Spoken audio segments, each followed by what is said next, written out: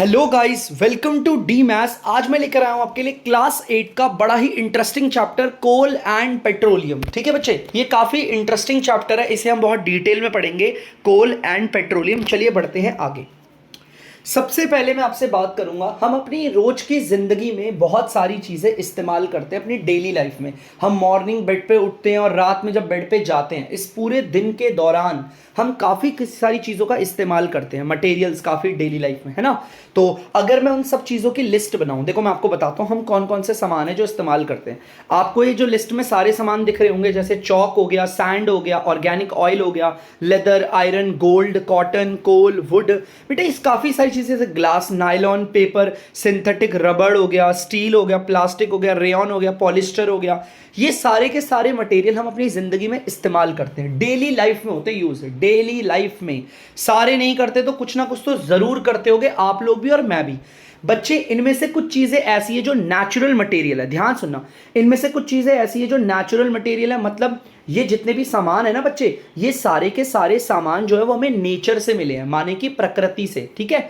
और यहां पर जो सामान है वो सारे मैनमेड मटेरियल है, मतलब इंसानों ने बनाया है इसे। ठीक है। जैसे कि कंक्रीट हो गया और का ग्लास हो गया। बेटा कंक्रीट का मतलब क्या होता है? रोड़ी। आपका जो मसाला बन के तैयार होता है ना, घर बन के लिए देखा होगा आपने, रोड़ी वोड़ी सीमेंट डाल के बनाते हैं, कंक्रीट कहते हैं इसे। ठीक है, कंक्रीट। तो बच्चे ध्यान से सुनना, ये सारे मैनमेड मटेरियल है। कहने का मतलब बड़ा सिंपल है, हम अपनी डेली लाइफ में जितना भी सामान इस्तेमाल करते हैं, या तो वो नेचुरल मटेरियल होता है, प्रकृति से मिला हुआ, या तो वो होता है मैनमेड मटेरियल, माने कि इंसानों के द्वारा बनाया गया। ठीक है। और इसी के ऊपर ना हमारी ना एक टॉपिक भी है, देखो मैं आपको बताता हूं। एनसीईआरटी की एक्टिविटी 3.1 ना यही कहती है, देखो यहां पर बोला हुआ है, make a list of various material used by us in daily life and classify them as natural and manmade. ये एक्टिविटी कह रही है आप अपनी जिंदगी में जितना भी सामान इस्तेमाल करते हो डेली लाइफ में, उन सब की ना लिस्ट बना लो आप। पहले मॉर्निंग में उठ के आपने किस किस चीज का, आपने टूथब्रश का इस्तेमाल किया, पेस्ट किया, आपने वाटर का इस्तेमाल किया, आपने जो भी मटेरियल आपने यूज कर रखे हैं A to Z, जितना भी आपने बाइक यूज करी, बाईसाइकिल यूज करी, रबड़, पेंसिल, शॉर्पनर, मिल्क, जितना भी सामान आप इस्तेमाल करते हो आप पहले उसकी लिस्ट बना लो। उसके बाद उस लिस्ट में से जो भी मटेरियल आपका नेचुरल है उसे इसमें लिख दो, और जो मैनमेड है, इंसानों के द्वारा बनाया गया है, उसे यहां पर इस एक्टिविटी में ये है बच्चे। ठीक है। अब बढ़ते हैं आगे। आप लोग अक्सर देखेंगे हमारी एक्टिविटी जो भी हम कह रहे हैं, हमने जो भी एक्टिविटी ये 3.1 करी ना, इस एक्टिविटी में भी ना आप बहुत सारी चीजों का इस्तेमाल करते हो, और आपकी लिस्ट में आप जो भी लिस्ट यूज करोगे ना, दिन में आप जो भी सामान का इस्तेमाल करते हो, उसमें आपका हवा, पानी और मिट्टी, इन तीनों में से कुछ ना कुछ तो जरूर आएगा। वैसे तो हम इन तीनों को इस्तेमाल करते हैं। हवा का इस्तेमाल करते हैं हम ब्रीथ करने के लिए, है ना, एयर की वजह से तो हम ब्रीथ कर पा रहे हैं। पानी का इस्तेमाल करते हैं हम अपने शरीर की हाइड्रेशन करने के लिए, और अपने कपड़ों को धोने के लिए, खाना पकाने के लिए, चीज़ों को साफ सफाई करने के लिए। मिट्टी का इस्तेमाल तो आपको पता है हमें प्लांटिंग के लिए चाहिए, सॉइल, है ना। ये तीनों की तीनों चीजें हमारी लिस्ट में जरूर आएगी, और ये तीनों के तीनों के बारे में अगर मैं आपको बताऊं, ये तीनों हमारा नेचुरल रिसोर्स है। माने ये तीनों हमें प्रकृति से मिलते हैं, इंसान इसे नहीं बनाते, प्रकृति से मिलते हैं, ये नेचर है, नेचर से मिलते हैं, इसलिए इन तीनों को कहते हैं नेचुरल रिसोर्स।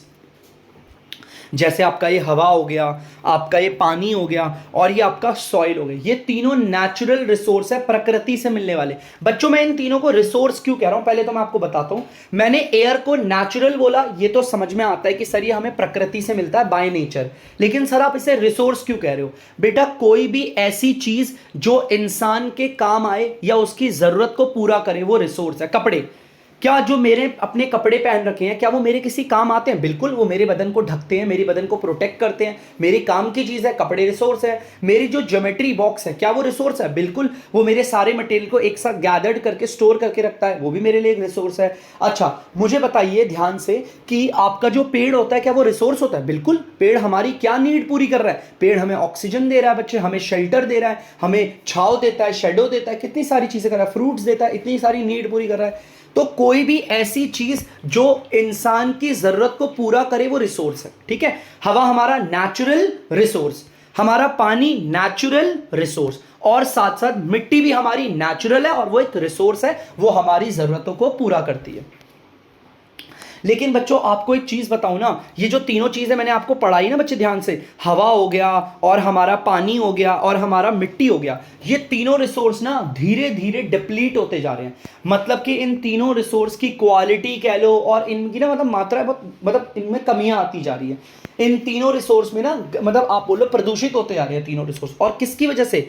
इंसान की वजह से। बच्चे ध्यान से सुनना, इंसान की एक्टिविटी, ये ह्यूमन ना इस धरती पे जितना भी काम करता है, ह्यूमन एक्टिविटी, इंसानों के द्वारा जो भी काम होता है, कुछ भी हो वो काम, एक्स वाई जेड, हमारा खाना पकाना, हमारा रोड को बनाना, हमारा फैक्ट्री में किसी चीज को तैयार करना, हमारा खेती बाड़ी करना, हर एक चीज जो भी इंसान करता है वो ह्यूमन एक्टिविटी है। और इंसान के द्वारा किए गए काम की वजह से हमारे ये तीनों रिसोर्स आज जो धीरे धीरे पॉल्यूट होते जा रहे हैं, चाहे मैं हवा की बात करूं, चाहे मैं पानी की बात करूं, चाहे मैं मिट्टी की बात करूं, ये तीनों इंसान की गई एक्टिविटी की वजह से प्रदूषित हो रहे हैं। जैसा कि आपने क्लास 7th में पढ़ा होगा बच्चे, क्लास 7th में आपको पढ़ाया गया था पानी के बारे में। आप इस तस्वीर में देख सकते हो पानी है, कितना अच्छा बह रहा है ना, ठीक है। तो बच्चे पानी के बारे में हमें बताया गया था कि क्लास 7th में ये हमारा लिमिटलेस रिसोर्स है या अनलिमिटेड रिसोर्स है। देखो ये तो सवाल का जवाब आप भी दे सकते हो, सर इसका मतलब बता दो। बेटा जो रिसोर्स बहुत भारी मात्रा में हमारे पास पाया जाता है, मतलब अनलिमिटेड क्वांटिटी में, अनलिमिटेड क्वांटिटी मतलब जिसकी कोई सीमा ना हो, मतलब दबा के हो रिसोर्स, उसको हम कहते हैं अनलिमिटेड रिसोर्स। ठीक है, माने जो कभी खत्म ही नहीं होगा, जितना मर्जी इस्तेमाल कर लो। लेकिन अगर कोई भी ऐसा रिसोर्स है जो आने वाले वक्त में खत्म हो जाएगा और जिसकी क्वांटिटी बहुत कम है, उसे कहते हैं लिमिटेड रिसोर्स। तो आप सभी जानते हैं पानी हमारा लिमिटेड रिसोर्स है। अब बहुत सारे बच्चों का सवाल आता है कि सर धरती तो इतनी बड़ी है और धरती में इतना सारा पानी है, अब धरती में बहुत सारा पानी है तो पानी तो हमारा लिमिटेड रिसोर्स नहीं, अनलिमिटेड रिसोर्स होना चाहिए। बेटा जितना भी पानी धरती पे पाया जाता है वो सारा पीने योग्य नहीं होता। हम यहाँ पर जिस पानी की बात कर रहे हैं वो पानी आपका सारा पानी नहीं, वो आपका सिर्फ पीने वाला पानी है। बेटा ड्रिंकेबल वाटर हमारी धरती में काफी कम होता है, ठीक है, इसी वजह से वो एक लिमिटेड रिसोर्स है, आने वाले वक्त पे खत्म हो सकता है अगर हम इसे सही से इस्तेमाल ना करें तो बच्चों अब हमारा आता है नेचुरल रिसोर्स। हमारे जितने भी नेचुरल रिसोर्स हैं हमने उसे क्लासीफाई किया है दो भागों में। क्लासीफाई का मतलब होता है बच्चों बांटना, ठीक है, क्लासीफाई का मतलब होता है बच्चे आपका बांटना। हमने अपने नेचुरल रिसोर्स को दो भागों में बांटा है। नेचुरल प्रकृति से मिलने वाला रिसोर्स जो हमारे लिए काम की चीज़ों, हमारी ज़रूरतों को पूरा करे। तो बच्चे हमारे नेचुरल रिसोर्स दो प्रकार के हैं, आप देख सकते हो, इनएग्जॉस्टिबल नेचुरल रिसोर्स और एग्जॉस्टिबल नेचुरल रिसोर्स।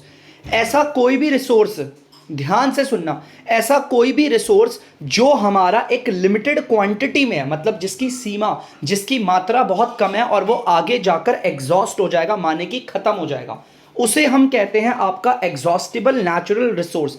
माने कि आपका पेट्रोलियम और कोल।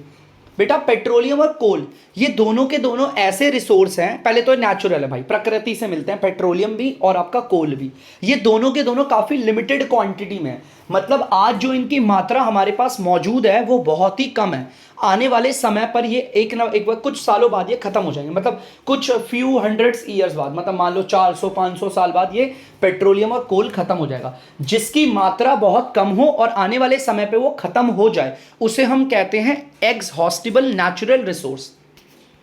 वहीं बच्चे अगर हम बात करेंगे आपका इनएग्जॉस्टिबल नेचुरल रिसोर्स की, तो इनकी जो क्वांटिटी होती है वो अनलिमिटेड होती है, बहुत ज्यादा मात्रा में होते हैं और ये कभी खत्म नहीं होंगे, कभी खत्म नहीं हो सकते, चाहे जितना मर्जी आप इस्तेमाल कर लो ये खत्म नहीं होंगे। इसे कहते हैं आपका इनएग्जॉस्टिबल नेचुरल रिसोर्स। इनकी मात्रा अनलिमिटेड होती है और ये कभी खत्म नहीं होते। और बच्चे इसके एग्जाम्पल में आपका हवा और पानी है। बच्चे आप हवा का कितना भी इस्तेमाल कर लो, हवा कभी खत्म नहीं होगी। और पानी, अब बहुत बच्चे पानी में कंफ्यूज होते हैं कि सर अभी आपने बोला था कि पानी खत्म हो जाता है। बेटा यहां पर जो वाटर लिखा हुआ है ना मैंने, ये वाटर है पूरा धरती में पाया जाने वाला पानी। धरती में इतना पानी है बच्चों की जमीन कम है और पानी ज्यादा है, इसीलिए अंतरिक्ष पे जब हम दूर से अपनी धरती को देखते हैं वो हमें ब्लू अपीयर होती है, ब्लू प्लैनेट की तरह। हमारी धरती पे बेशुमार पानी है, बहुत ज्यादा पानी है, और इतना पानी है कि हम उसे खर्च नहीं कर सकते। बस दिक्कत यही है उस पानी को हम पी नहीं सकते, वो हमारा ड्रिंकेबल वाटर नहीं है। काफी सारी इंप्योरिटीज और नमक की मात्रा उसमें घुली हुई है जो कि हमारी सेहत के लिए हानिकारक है। तो बच्चे हमने पढ़ लिया हमारे नेचुरल रिसोर्स को दो भागों में क्लासिफाई किया, मतलब कि बांटा है। एक तरफ आते हैं हमारे इनएग्जॉस्टिबल नेचुरल रिसोर्स और एक तरफ आते हैं एग्जॉस्टिबल नेचुरल रिसोर्स। एक सवाल है मेरा, जिसको आता है प्लीज कमेंट बॉक्स पे कमेंट करके जरूर बताइएगा। बच्चे, जो रिसोर्स हमारा लिमिटेड क्वांटिटी में मौजूद है और आने वाले वक्त पे वो खत्म हो जाएगा, उसे क्या कहते हैं? जल्दी से कमेंट बॉक्स पे कमेंट करके बताएं मुझे। अब बच्चे मैं आपको बताऊंगा फॉसिल फ्यूल के बारे में, इसके बारे में डिटेल में। बेटा फॉसिल फ्यूल होते क्या है, मैं आपको सबसे पहले फॉसिल फ्यूल के बारे में बता दूं ये होता क्या है। सबसे पहले मैं आपको बताऊंगा इस फॉसिल के बारे में। सिर्फ फॉसिल किसे कहते हैं? बेटा मरे हुए प्लांट और मरे हुए एनिमल्स की डेड बॉडी, मतलब जो हमारे डेड प्लांट होते हैं और डेड एनिमल होते हैं ना, उसकी जो डेड बॉडी होती है उसे फॉसिल कहते हैं, ठीक है। और फ्यूल किसे कहते हैं बच्चे? मैं आपको फ्यूल की डेफिनेशन भी बताता हूं। अगर किसी भी चीज को हम जलाएं और जलाने के बाद उसमें से एनर्जी प्रोड्यूस हो, काफी ज्यादा एनर्जी बने, तो उसे फ्यूल कहेंगे। मान लो अगर मैं अपने शरीर को जलाता हूं और मैं अपने शरीर को जलाऊं और मेरे जलाने के बाद मेरे शरीर से एनर्जी प्रोड्यूस हो तो मैं भी फ्यूल हूंगा। तो बच्चे ये है आपके फ्यूल की डेफिनेशन। अगर हम किसी चीज को जलाएं और जलाने के बाद वो एनर्जी को बनाए तो उसको हम फ्यूल कहते हैं। मैंने आपको फॉसिल का मतलब भी बता दिया और मैंने आपको फ्यूल का मतलब भी बता दिया। अब मैं दोनों को बताता हूं, फॉसिल फ्यूल दोनों का मतलब इकट्ठे। बेटा मरे हुए प्लांट और मरे हुए एनिमल से जो फ्यूल तैयार होता है उसे हम फॉसिल फ्यूल कहते हैं। फिर से बोलूंगा, मरे हुए प्लांट और मरे हुए एनिमल की डेड बॉडी से हमारा जो भी फ्यूल तैयार होता है उसे कहते हैं फॉसिल फ्यूल। एग्जाम्पल के लिए यहां पर बहुत अच्छा हमारा दे रखा है, हमारा कोल। बच्चे ध्यान से सुनना, एग्जाम्पल के लिए यहां बहुत अच्छा दे रखा है। कोल हो गया, पेट्रोलियम हो गया और नेचुरल गैस हो गया। ये तीनों के तीनों फॉसिल फ्यूल है, मरे हुए प्लांट और मरे हुए एनिमल की डेड बॉडी से बनते हैं। और बनने में कैसा प्रक्रिया है ये भी अभी आपको चैप्टर में आगे पढ़ाया जाएगा, लेकिन फिलहाल याद रखना, हमारा कोल हो गया, हमारा पेट्रोलियम हो गया, हमारा नेचुरल गैस हो गया, ये तीनों के तीनों फॉसिल फ्यूल है, ठीक है बच्चे। ये तीनों के तीनों फॉसिल फ्यूल। और एक और बात भाई, फॉसिल फ्यूल को बनाने में काफी ज्यादा वक्त लगता है, करोड़ों साल लग जाते हैं बच्चों, करोड़ों साल लग जाते हैं।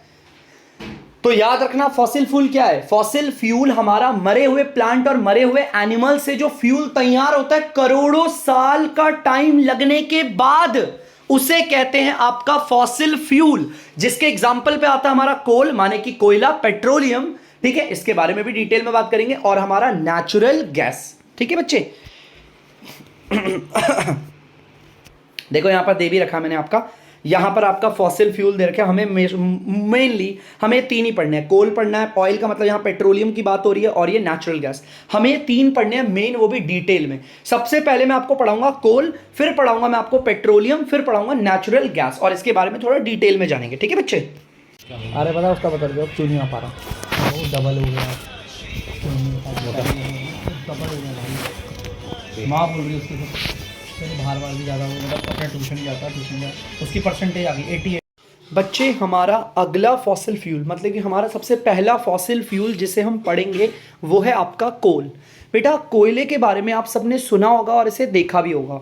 कोयला जो होता है वो पत्थर की तरह हार्ड होता है, ठीक है, और ये रंग का काला होता है। इसका जो कलर होता है ना बच्चों वो ब्लैक होता है, ठीक है। इसके बारे में मैं आपको बताऊं, कोयले का इस्तेमाल कुकिंग के लिए किया जाता है, मतलब घर में इस्तेमाल किया जाता है खाना पकाने में। इसके अलावा कोल का इस्तेमाल रेलवे को चलाने के किया जाता है, रेल्स को। बेटा अंग्रेजों के समय पे जब रेलें बनाई गई तो रेलों को चलाने के लिए ना बच्चों, रेलों को चलाने के लिए कोयले का इस्तेमाल किया जाता था। अब कैसे? बेटा कोयले को आप तस्वीर में देख सकते हो, कोयले को देखो, ये आदमी जो वर्कर है वो कोयले को रेल के इंजन में डाल रहा है। जब कोयले को रेल के इंजन के अंदर डालते थे तो कोयला जलता था और इसमें से काफी ज्यादा निकलती थी स्टीम। बेटा स्टीम को हम हिंदी में भाप कहते हैं। इस स्टीम में इतनी ताकत होती थी कि ये रेल को पूरा का पूरा रेल को खींच लेता था, और स्टीम में बहुत ज्यादा पावर है बच्चे, ठीक है। तो इस तरीके से कोयले का इस्तेमाल करा जाता था रेलवेज को चलाने के लिए। और हमारा कोल का इस्तेमाल होता था बच्चे थर्मल पावर प्लांट में। ध्यान से सुनना, कोल का इस्तेमाल होता था थर्मल पावर प्लांट। अब यहां पे कोयले का इस्तेमाल क्यों किया जाता था भाई? यहां पर इस्तेमाल किया जाता था कोयले का बिजली बनाने में। आप लोग देख सकते हो उस तस्वीर में, यहां पर अगर आप देखोगे, यहां पर देखिए हम कोयले का इस्तेमाल कर रहे हैं और यहां पर हमें इलेक्ट्रिसिटी मिल रही है। ठीक है, ये आपका थर्मल पावर प्लांट है। यहां पर कोयले का इस्तेमाल करके इस तरीके का मैकेनिज्म फॉलो करके बिजली बनाते हैं।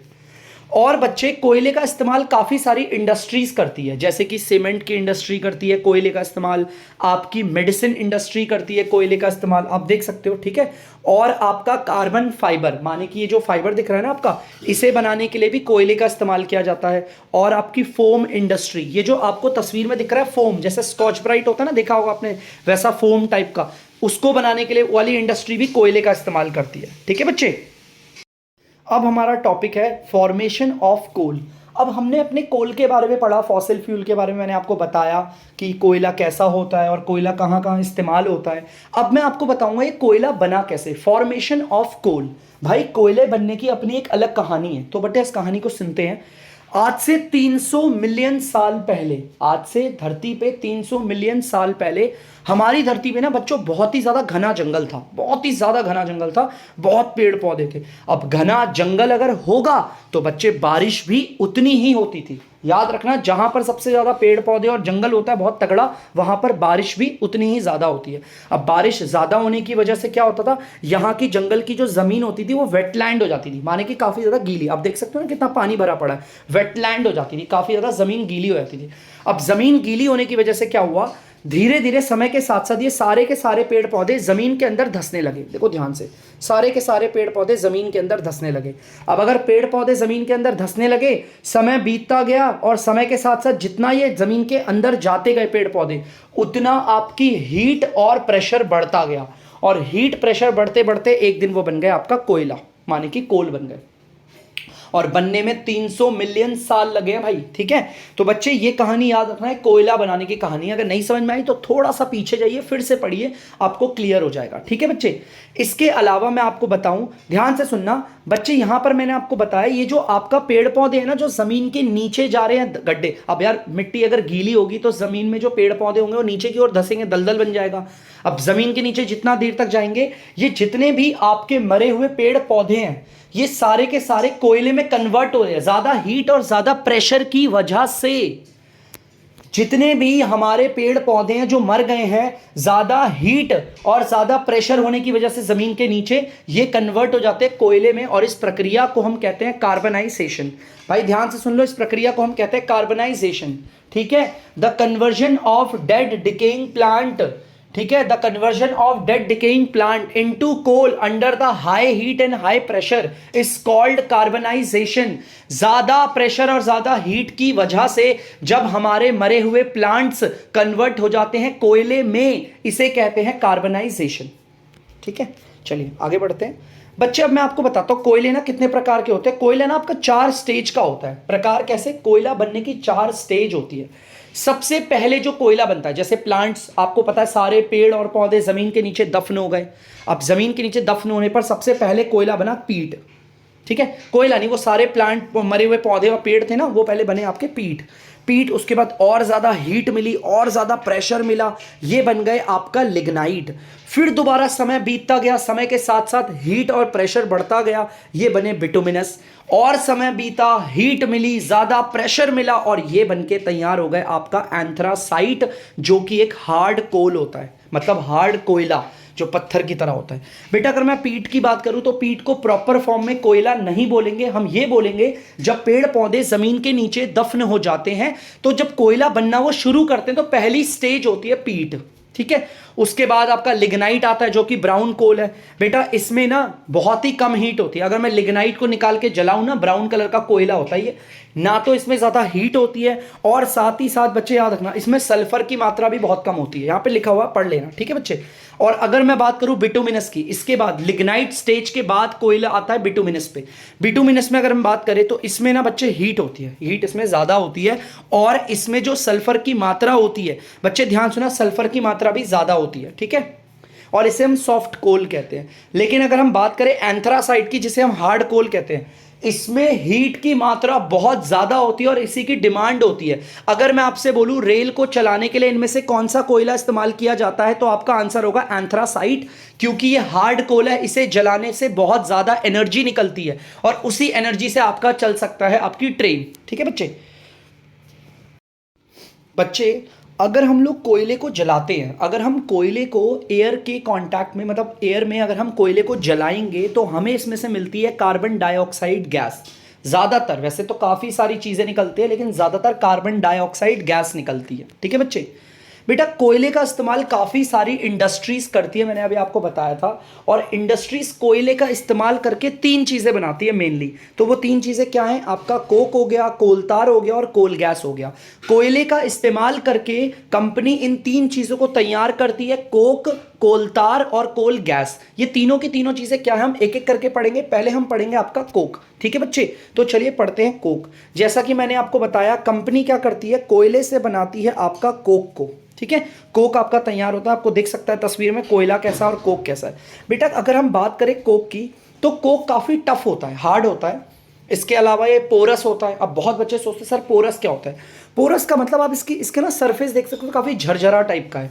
पोरस का मतलब होता है अगर मैं इसके अंदर से पानी पास करूं तो पानी पास हो जाएगा और एयर भी पास हो जाएगी, लेकिन बहुत धीरे धीरे। इसमें छोटे छोटे छोटे छोटे वो होंगे, पोर होंगे, मतलब छेद जैसे होंगे, बहुत छोटे छोटे होंगे। उस चीज़ को पोरस कहते हैं जिसके यहाँ से आर पार पानी हो सके। जैसे आप लोगों ने देखा होगा ना स्कॉच ब्राइट टाइप का, उसमें छोटे छोटे छोटे छोटे छेद होते हैं ना, वैसे ये टाइप का पोरस होता है, लेकिन उससे भी ज़्यादा छोटे छेद होते हैं इसमें। बेटा इसके अलावा मैं आपको बताऊं, ये कार्बन की प्योर फॉर्म माना जाता है। बेटा ध्यान सुनना, ये बहुत इंपॉर्टेंट है। कोक को कार्बन की प्योर फॉर्म कहा जाता है। क्यों? क्योंकि अगर आप इसे लैब में टेस्ट करोगे तो इसमें 98% कार्बन पाया जाएगा। याद रखना, 98% इसके अंदर आएगा कार्बन। इसी वजह से देखो 98% इस कोक के अंदर सिर्फ कार्बन है, तो इसका मतलब ये कार्बन की प्योर फॉर्म है बच्चों। ज्यादातर कार्बन ही है इसके अंदर, अब 2% क्या ही देखोगे, 98% इसके अंदर कार्बन पाया जाएगा। इसीलिए कोक को कहते हैं प्योर फॉर्म ऑफ कार्बन। ठीक है। अब बच्चे इसका इस्तेमाल और कहाँ कहाँ होता है, मैंने बता दिया। कोक को बनाया जाता है कोल से। ठीक है। इसका इस्तेमाल होता है स्टील को बनाने में, स्टील मैन्युफैक्चरिंग में, माने कि स्टील बनाने में इसका इस्तेमाल होता है। और इसका इस्तेमाल होता है एक्सट्रैक्शन ऑफ मेटल, माने कि दो अलग अलग मेटल है, जैसे ये मेटल 1 और ये मेटल 2, दोनों आपस में बाउंडेड है। इस वाले मेटल को अलग करना और इस वाले मेटल को अलग करना, मेटल 1 अलग और मेटल 2 अलग, इसे कहते हैं एक्सट्रैक्शन ऑफ मेटल। और इन दोनों मेटल को, अलग अलग मेटल्स को अलग करने के लिए यूज होता है कोयले का। ठीक है, एक्सट्रैक्शन ऑफ मेटल। बच्चे ये है आपका कोक। अब हम बढ़ेंगे आगे कोलतार। बच्चों अगला टॉपिक है हमारा कोलतार। कोलतार जो है ना बच्चे, वो एक ब्लैक कलर का गाढ़ा लिक्विड होता है, थिक लिक्विड होता है, आप देख सकते हो। ठीक है, ब्लैक कलर का होता है और गाढ़ा लिक्विड होता है। देखो तस्वीर में साफ दिख रहा होगा, गाढ़ा है ये। और बच्चे इसकी जो स्मेल होती है वो अनप्लीजेंट होती है, बहुत अजीब सी स्मेल होती है, बिल्कुल पसंद नहीं करते लोग इसे। ठीक है। इसके अलावा मैं आपको बताऊं तो कोल तार 200 अलग अलग सब्सटेंस से मिलकर बना हुआ है, मतलब कि बहुत सारी चीजें पाई जाती है इसके अंदर। इससे क्या क्या चीजें बनकर तैयार होती है कोल तार से, मैं आपको बताता हूँ। बच्चे कोल तार से बनता है सिंथेटिक डाई, माने कि वो रंग जो प्राकृतिक नहीं होते, वो जो नेचुरली केमिकल से जो रंग बनते हैं ना, वो बनते हैं इससे। और आपके ड्रग्स बन के तैयार होते हैं, दवाइयाँ, एक्सप्लोसिव बम धमाके, ये सारे के सारे कोलतार से बनते हैं। और आपके परफ्यूम्स में इस्तेमाल किया जाता है कोलतार का, प्लास्टिक में इस्तेमाल किया जाता है, आपके पेंट हो गया, और आपका फोटोग्राफिक मटेरियल हो गया, और आपका रूफ मटेरियल हो गया। इन सब चीज़ों में कोलतार का इस्तेमाल किया जाता है। इसके अलावा मैं आपको एक और चीज़ बताऊं, हमारी नैप्थलीन बॉल्स। बेटा अगर मैं बात करूं आपकी नैप्थलीन बॉल, तो इसका इस्तेमाल किया जाता है कीड़े मकोड़ों को दूर रखने के लिए। नैप्थलीन बॉल्स का इस्तेमाल करते हैं कीड़े मकोड़ों को दूर करने के लिए, और नैप्थलीन बॉल को बनाने के लिए भी कोल तार का इस्तेमाल होता है बच्चे।